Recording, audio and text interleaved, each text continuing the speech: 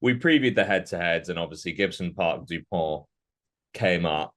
There was a winner in that battle. Although Dupont, maybe he played more like a back rower than he did as a scrum Yeah. half on the day. Lee, have you ever seen a scrum half? I think it was five turnovers at the breakdown. Have you ever seen a scrum half play like that in a game, let alone a final?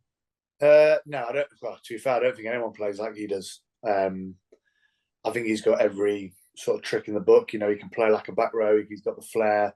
He's got the fundamentals of his kick game. He never ever seems flustered, which is probably the biggest thing. I remember I played against him when he was 17 years old at Cast.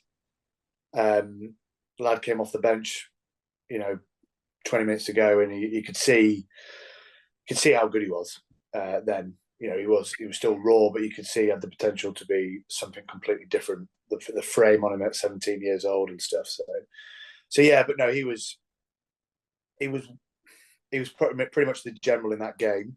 Everything revolved around him. But you know, Gibson Park as well. He's a phenomenal scrum half, and I think he probably had less moments in the game, but he did a lot of the mopping up work for Leinster. You know, a couple of them cover tackles he did on Dupont, the tempo he brings. But you know, when it's easy for a scrum half when you play behind a pack, like both of them do. To be fair, you know, I remember my time at Northampton, and I was in an armchair the whole time, and you can look like a world beater.